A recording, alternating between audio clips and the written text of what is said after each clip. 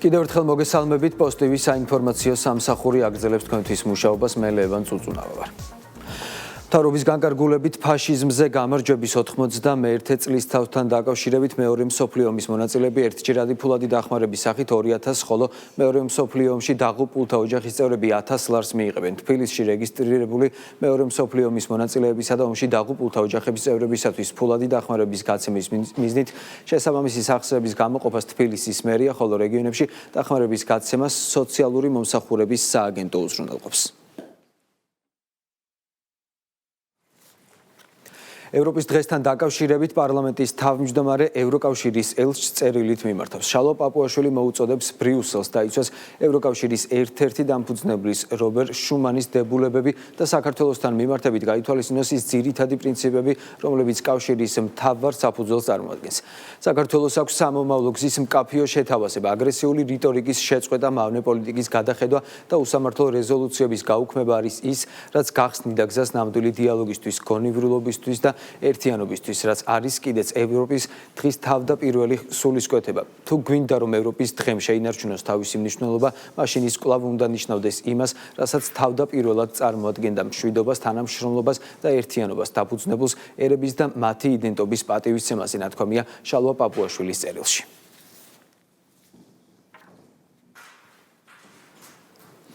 პარლამენტის თავმჯდომარის ვიზიტი მონტენეგროში გრძელდება. დღეს დაგეგმილია შეხვედრები ალბანეთის პარლამენტის ვიცე-სპიკერთან, ასევე ბოსნია და ჰერცეგოვინას პარლამენტის სპიკერთან. შალვა პაპუაშვილის განცხადებით, საქართველოს პარლამენტი ხმელთაშუა ზღვის საპარლამენტო ასამბლეას დამკვირვებლის სტატუსის მოსაპოვებლად მიმართავს. მისივე თქმით, საკითხზე უკვე ესაუბრა ასამბლეის გენერალურ მდივანს, ასევე კოლეგებს მალტიდან და მასპინძელი ქვეყნიდან და აღნიშნა, რომ საქართველოს ამ მიმართულებით მათი სრული მხარდაჭერა აქვს.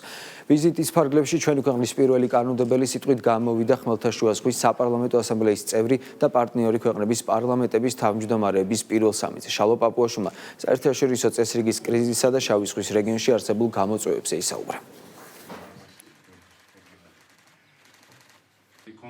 საქართველოს პარლამენტი მიმართავს ასამბლეას დამკვირვებლის სტატუსის მოსაპოვებლად, რაც მოგცემ შესაძლებლობას, რომ გქონდეს უფრო სისტემური კონტაქტი ამ ასამბლეასთან, ვინაიდან ხმელთაშუა ზღვა მისი ქვეყნები არიან გადამწყვეტი ევროპის უსაფრთხოებისთვის, შესაბამისად ასევე საქართველოს უსაფრთხოებისთვის. ზოგადად ვიყენებთ შესაძლებლობას, რომ რეგიონულ ასამბლეებში იქ, სადაც ჩვენი ეროვნული ინტერესები არის მნიშვნელოვანი, რომ წარმოჩინდეს, ვიყოს წარმოდგენილი. დღევანდელ სამყაროში ვაკვირდებით ჩვენ გლობალურ დონეზე მოქმედი ორგანიზაციების დასუსტებას. ხედავთ, რომ ფაქტობრივად ისინი რაიმე მნიშვნელოვან როლს სხვადასხვა სახის კონფლიქტების გადაწყვეტაში ვერ თამაშობენ და ამ დროს მნიშვნელოვანი არის სწორედ რეგიონული თანამშრომლობა, ისეთი როგორიც არის ხმელთაშუა ზღვის საპარლამენტო ასამბლეის სახით, როგორც შავი ზღვის საპარლამენტო ასამბლეის სახით. ამიტომ ჩვენ ამ თანამშრომლობას როგორც ამ ორ ასამბლეას შორის გავაძლევთ. ზვიად მაისაშვილის, ლევან ხაბეიშვილისა და გურამ როგავას მიმართ აქციების დროს ძალადობის ფაქტებზე დაკავებულთა აღკვეთის ღონისძიებაზე სასამართლო სავარაუდოდ დღეს იმსჯელებს. საქმეზე დაკავებულია სამი ყოფილი და ერთი მოქმედი სპეცრაზმელი, ასევე შინაგან საქმეთა სამინისტროს დაცვის პოლიციის დეპარტამენტის თანამშრომელი. მათ სამსახურებრივი უფლებამოსილების ძალადობის გზით გადამეტება ედებათ ბრალად. ხოლო როგავას ეპიზოდზე ბრალდებულს გამოძიება ჟურნალისტისთვის პროფესიულ საქმიანობაში ძალადობის გზით ხელის შეშლასაც ედავება. ბრალის დამტკიცების შემთხვევაში დაკავებულებს 5-დან 8 წლამდე პატიმრობა ემუქრებათ.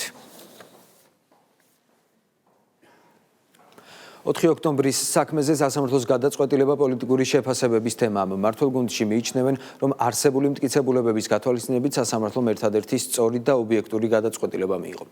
როგორც ქართულ ოცნებაში აცხადებენ ოპოზიციონერი პოლიტიკოსების ორგანიზებით, ხელისუფლების დამხობის დანაშაულებრივი საქმის მტკიცებულებები საზოგადოებამ საკუთარი თვალით პირდაპირ ეთერში იხილა.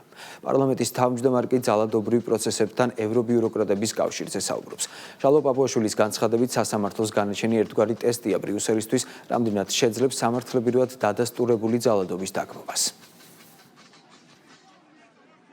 განაჩენი არის ასევე ტესტი ევროკავშირისთვის, რომ ახლა მაინც 7 თვის თავზე ნახავთ თუ რამდენად არის ევროკავშირის ნამდვილი სურვილი, არაძალადობა, ნამდვილი სურვილი დანაშაულის წაქეზებაზე უვალის თქმა და გამოჩნდება ამ შეფასებებში. არის სასამართლოს დოკუმენტი არის განაჩენი მტკიცებულებებზე დაფუძნებული, ასე რომ ველით ევროკავშირის ელჩის კომენტარს ამასთან დაკავშირებით და ახლა მაინც იქნებ დაგმოს ძალადობა, რომელიც მთლიანად დღეს შერაცხული აქვს ევროკავშირს. 4 ოქტომბერი ეს არის ევროპული ძალადობის დღე, როდესაც სცადეს ევროპის დროშებით ხელისუფლების დამხობა. პირდაპირ ეთერში ყველა მედია საშუალებაში ვიხილეთ თუ რას აპირებდნენ, რას გაუკეთეს ორგანიზება და რა მოყვა მათ აქტივობას.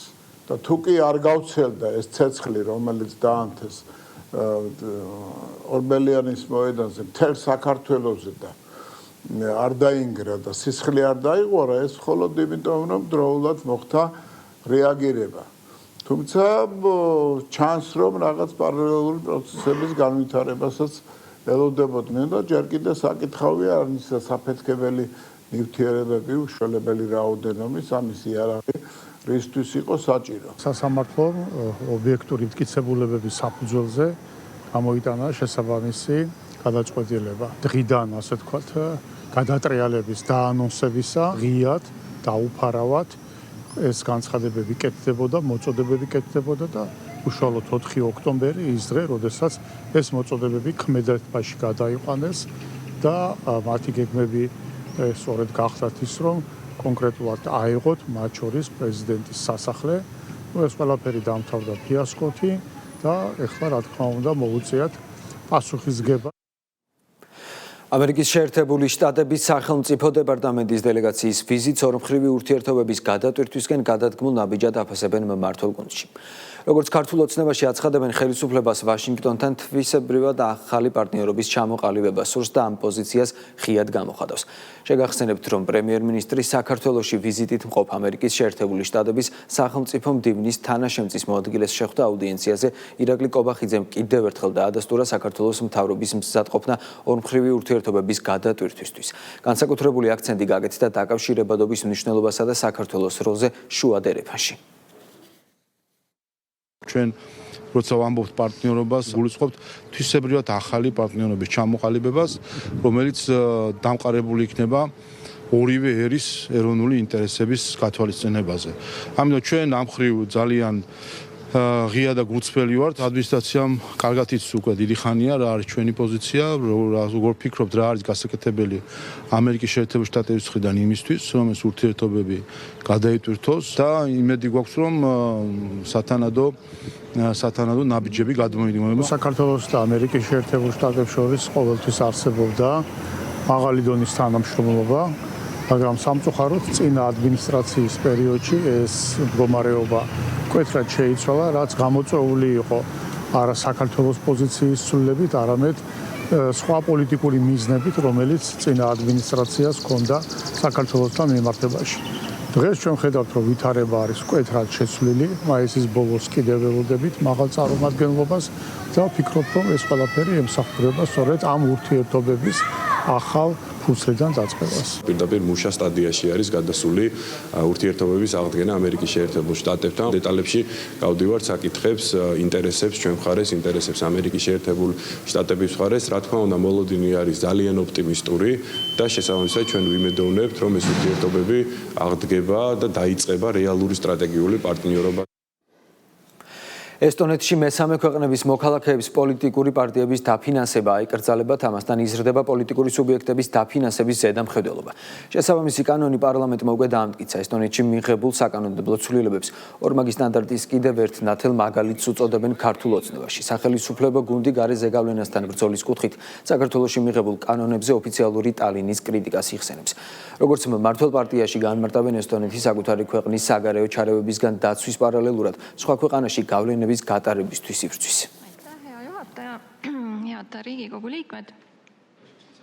ყველას ხელი მოუმართოს იმ საქმეში, რომელიც მათ საკუთარი ქვეყნისთვის მნიშვნელოვანი მიაჩნიათ, მაგრამ ერთ რამეს ვეთქვით. როგორც ჩვენ არ ვერევით ესტონეთის საქმეში და არ ვერევით იმაში, რა კანონს იღებენ, კეთილი ინებონ და ესტონეთი ნუ ჩაერევა საქართველოს შიდა საქმეებში.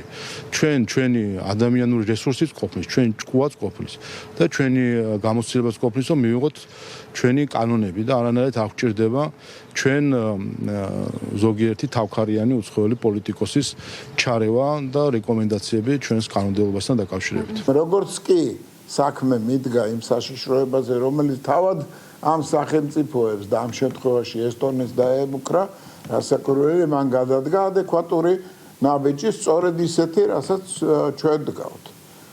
მაგრამ არ დაგვავიწყდეს.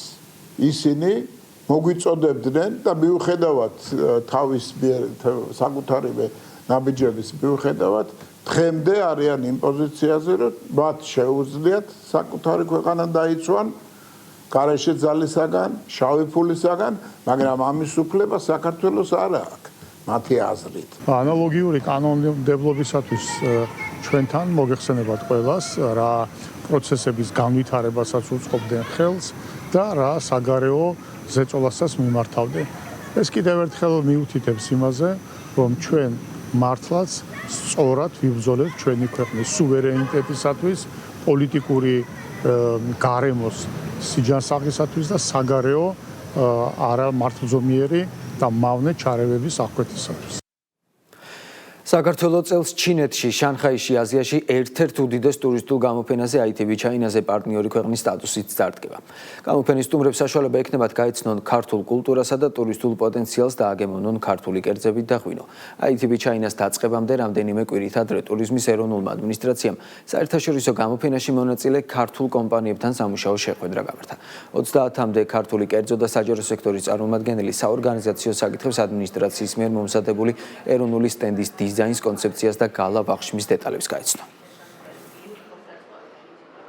კერძო სექტორს გავაცანით ის აქტივობები, დაგეგმილი ღონისძიებების შეხვედრები თუ რას ვაპირებთ 26-28 მაისის განმავლობაში, ასევე ჩვენი სტენდი, მათი როლი ჩვენთან ერთად, რა თქმა უნდა, ვფიქრობთ, რომ აღნიშნული გამოფენა ძალიან წარმატებული იქნება. საქართველოსთვის უმნიშვნელოვანესი ITV China-ში მონაწილეობა, მით უმეტეს რომ პარტნიორი ქვეყნის სტატუსი, ეს ქვეყანას საშუალებას მისცემს კიდევ უფრო მეტი ტურისტი მიიღოს ჩინეთიდან. ბაზარი არის ძალიან დიდი. ვნახეთ, რომ 2025 წელს ჩვენ გვყავდა 128,000 ვიზიტორი, რაც 2024 წელთან შედარებით იყო დაახლოებით 40%-იანი ზრდა. გამოფენის შემდეგ ბევრად უფრო დიდი ინტერესი იქნება, იმიტომ რომ ამ გამოფენასთან ერთად მე ვიცი, რომ ჩვენმა ტურიზმის ადმინისტრაციამ საკმაოდ დიდი მუშაობა გაწია ჩინეთის ბაზარზე, თელ ქალაქზე იქნება მოდებული საქართველოს სურათები, რეკლამა და ასე შემდეგ და უფრო მეტი ჩინელი გაიგებს ჩვენ შესახებ. მიხეილ სარჯველაძემ ჩრდილოეთ მაკედონიის სოციალური პოლიტიკის, დემოგრაფიისა და ახალგაზრდობის მინისტრთან ორმხრივი შეხვედრა გამართა. მხარებმა დემოგრაფიული ცვლილებების ფონზე ქვეყნებში არსებულ გამოწვევებზე და იმ პოლიტიკურ მიდგომებზე ისაუბრეს, რომლებიც სოციალური სისტემების გაძლიერებასა და მოსახლეობის კეთილდღეობის გაუმჯობესებას ისახავს მიზნად. განსაკუთრებული ყურადღება დაეთმო ოჯახზე ორიენტირებულ პოლიტიკას, ახალგაზრდების მხარდაჭერის პროგრამებსა და შრომის ბაზრის თანამედროვე ტენდენციებს.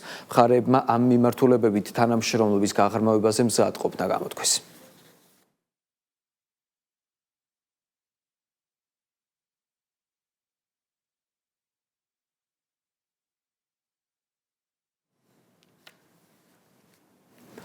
განათლების, მეცნიერებისა და ახალგაზრდობის მინისტრი ახმეტის მუნიციპალიტეტის საჯარო სკოლების მოსწავლეთა მშობლებს შეხვდა და განათლების სისტემაში მიმდინარე რეფორმების ძირითადი მიმართულებები გააცნო. გივი მიქანაძემ განსაკუთრებული ყურადღება სასკოლო ცხოვრებაში მშობელთა აქტიურ ჩართულობაზე გაამახვილა. საუბარი შეეხო განათლების სისტემაში განსახორციელებელ ინიციატივებსა და სამომავლო გეგმებს. შეხვედრის ფარგლებში მშობლებმა მინისტრს მათთვის მნიშვნელოვან და აქტუალურ საკითხებზე კითხვები დაუსვეს, რაზეც დეტალური და ამომწურავი პასუხები მიიღეს.